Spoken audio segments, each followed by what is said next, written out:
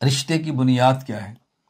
جب رشتہ تلاش کیا جاتا ہے تو رشتے میں کن چیزوں کو مد نظر رکھا جاتا ہے؟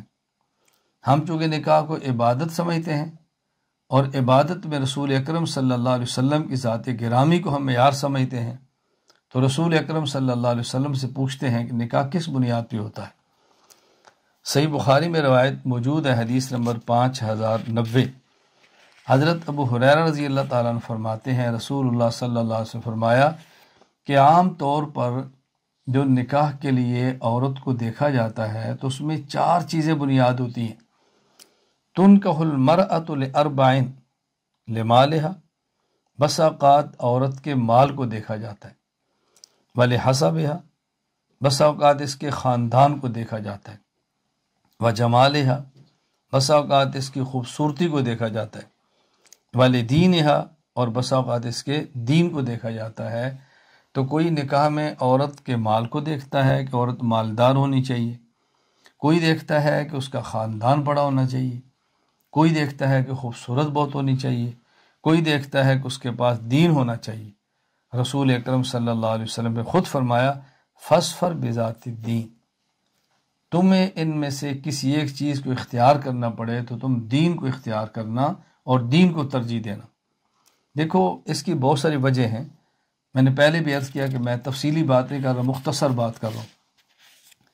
اگر مال بنیاد ہے اس نے ختم ہو جانا ہے، خاندان بنیاد ہے، مرنے کے ساتھ تعلق ٹوٹ جاتے ہیں، اور اگر خوبصورتی ہے ایک بیماری سے ختم ہو جاتی ہے۔ دین ایسی چیز ہے کہ جو نہ ختم ہونے والی چیز، دین ایک ایسی چیز ہے جو نہ ختم ہونے والی چیز ہے۔ حضرت علی المرتضیٰ رضی اللہ تعالیٰ فرمایا کرتے تھے رضینا قسمت الجبار فینا لنا علم وللجہال مال فإن المال یفنی عن قریب فالعلم باق لا یزال۔ اللہ ہم آپ کی تقسیم پہ راضی ہیں، آپ نے ہمیں علم دین دیا ہے اور لوگوں کو آپ نے مال دیا ہے۔ مال ختم ہو جائے گا اور علم دین کا یہ فنا ہونے والی چیز نہیں ہے۔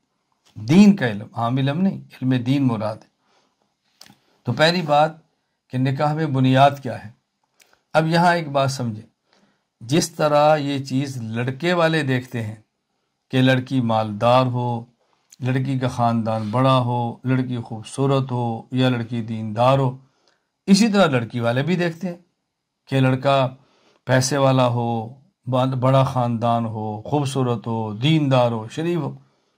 تو جب دونوں ہی دیکھتے ہیں تو رسول اکرم صلی اللہ علیہ وسلم نے یہ کیوں فرمایا ہے نکاح میں عورت کے مال، عورت کے خاندان، عورت کے دین اور عورت کی خوبصورتی کو دیکھا جاتا ہے؟ یہ کیوں نہیں فرمایا کہ مرد کی ان چیزوں کو دیکھا جاتا ہے؟ یہ سمجھانا مقصود ہے کہ دیکھیں نکاح میں جو نکاح کرنے والا ہے، جو حاکمیت کا درجہ رکھتا ہے، جس کو فوقیت ہے، وہ مرد ہے، وہ مرد ہے۔ یعنی خامن اور بیوی کا جب بنتے ہیں تو مرد نکاح کر کے عورت کے گھر نہیں جاتا، عورت نکاح کر کے مرد کے گھر آتی۔ اس لیے جس کو لانا ہے اس کے بارے میں دیکھنا ہے نا، کہ اپنے گھر کس کو لانا ہے۔ جس نے جانا ہے اس کا اتنا مسئلہ نہیں ہے، بات سمجھیں، جس نے جانا ہے اس کا اتنا مسئلہ نہیں کہ کس کیا جانا ہے، جس نے اپنے گھر میں مستقل رکھنا ہے اس کے لیے مسائل ہیں۔ تو اس لیے نسبت اس بات کی طرف کی ہے کہ عورت میں ان چیزوں کو دیکھا جاتا ہے کہ عورت کیسی ہو۔ تو ہمیں اس حدیث پاک سے ایک بات سمجھ آئی کہ نکاح میں مال بھی دیکھنا چاہیے، حرج کی بات نہیں ہے، خاندان بھی دیکھنا چاہیے، حرج کی بات نہیں ہے، خوبصورتی دیکھیں، حرج کی بات نہیں ہے، لیکن ترجیح اس بات کو دے کہ دین ہے یا نہیں ہے، شرافت ہے یا نہیں ہے، یہ بنیاد ہے۔